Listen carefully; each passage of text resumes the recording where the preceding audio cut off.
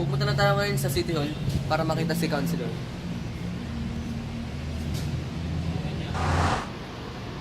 Ay! Ay, sumobra.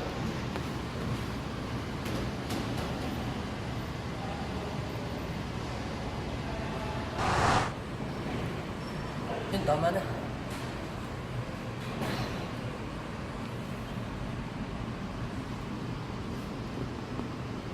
Unfortunately, the councilor was not at the legislative building by the time we got there, but we were given the chance to visit the session hall. The week before we went to the legislative building, we already had an interview with the councilor.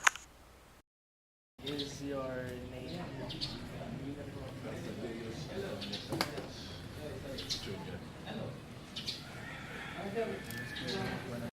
I was first elected in 1995. So, since merong term limit, so I was councilor from 1995 to 2004, 2007 to 2010, and 2013 up to the present, representing the 1st District of Marikina. Did you have any jobs before being councilor? Yeah, meron kami construction firm, yung 4 Areas Realty Corporation. And meron din ako ng sporting goods, yung Fadeos sporting goods sa pamaba ng Tanay. Ano ba yan? Why did you run for councilor? It has been my dream ever since I was young to be in politics. Bata pa lang ako, mahilig na akong manood ng mga rallies na yan.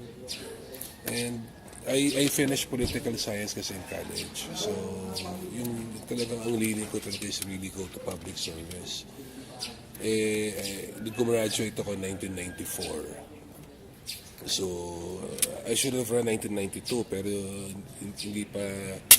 hindi pa tapos yung thesis ko nun. So, noong 1995, I graduated 94. So, tumakbo ako. Hilig ko talaga.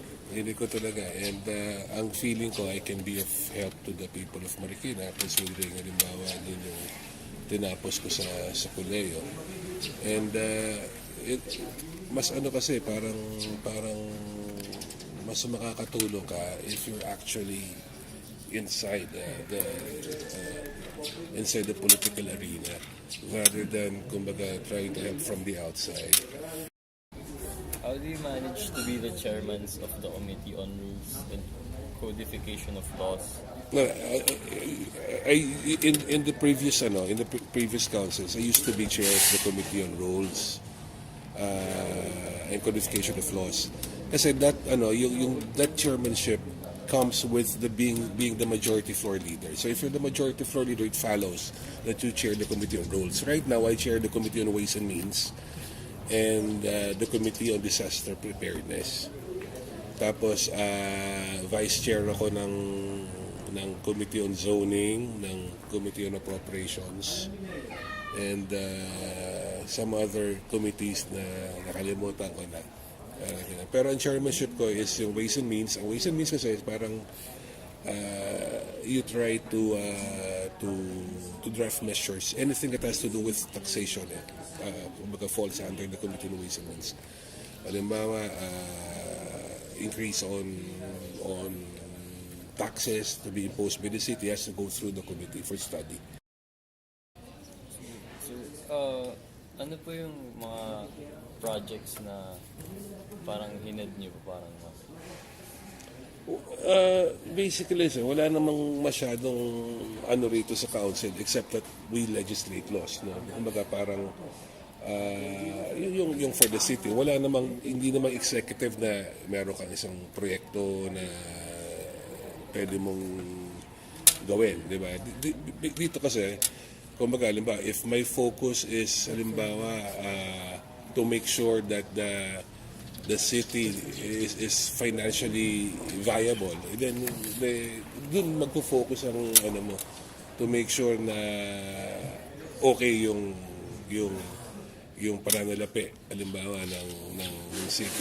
Kasi ang bawat concern kasi meron silang mga chairmanship. Halimbawa ako, yung sa Committee on Disaster Preparedness, Mitigation and the city, 5%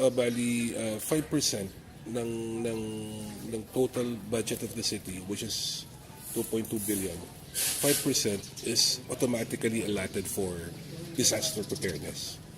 And yung 70% of the 5%, pwede mong gamitin sa prevention.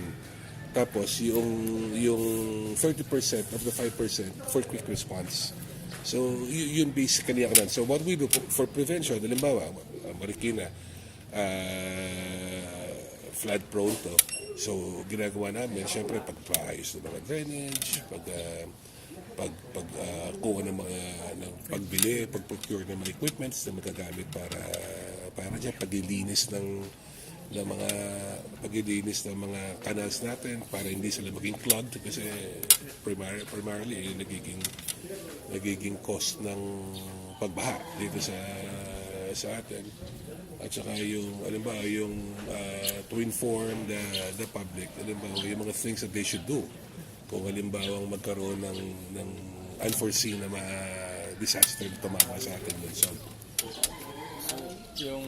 siyempre for every public servant, there's always laging dedevelop kayo ng criticisms. Ano na yun eh.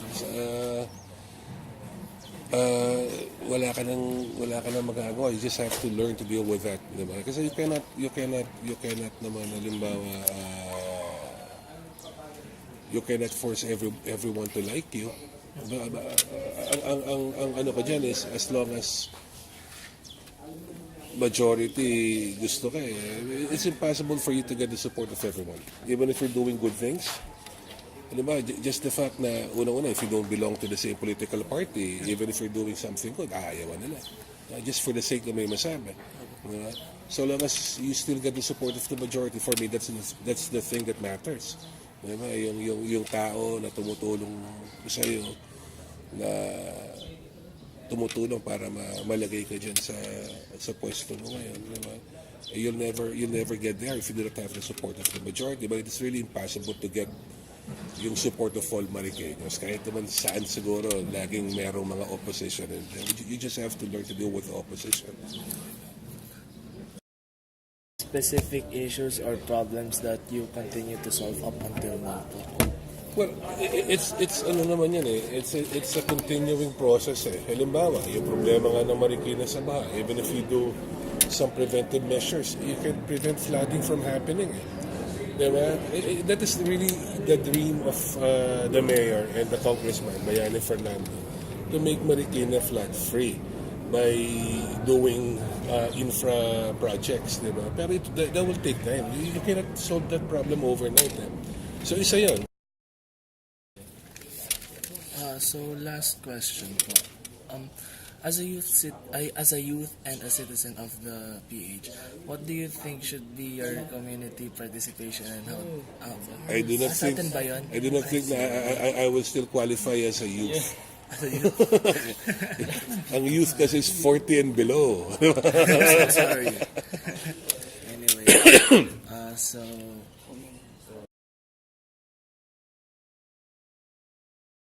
Well, basically, as a youth, you don't have that much knowledge regarding this complex world. So, in my point of view, it is best that you learn various perspectives of different ideologies. I'm downright saying that you should keep an open mind. Open your eyes, ears, and mouth when it is needed. Learn when to listen and know when you need to take action. So, one of the ways that the councillors or the government officials can improve their services is by knowing the people more. Siyempre, kailangan alam nila yung tao para mas involved sila sa mga issues na na-encounter nila sa media. Na-encounter nila sa media tapos sa society.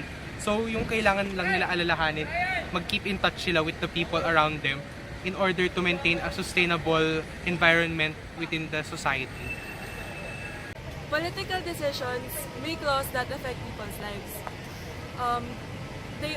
It is also their responsibility to raise awareness in whatever issue it is and helping resolving it. They also decide how much tax they should get from people to spend on public projects such as healthcare, education, or defense. So the larger citizens within the community, yung pinaka pwede nilang gawin within their community is that maging mas outspoken sila, tapos lead the smaller citizens and yung hindi nakikitang yung mga groups of people na less heard, yun yung papalabasin nila. So yung kailangan nilang gawin, mag-come together, tapos as said earlier, like yung mga government officials, kailangan din nila maging mas aware dun sa surroundings nila, kailangan mas kilala nila yung tao na nandun sa community na yun. Tapos they need to make proper strides in order to improve the issue that is being tackled. Tapos wag lang sila magfo-focus dun sa mga minor issues, kundi yung mga major issues. Dahil as of now, more of yung minor issues yung tinatakal natin. But kailangan yung mga major issues like yung pollution and yung kung ano-ano mga nangyayari sa society natin ngayon.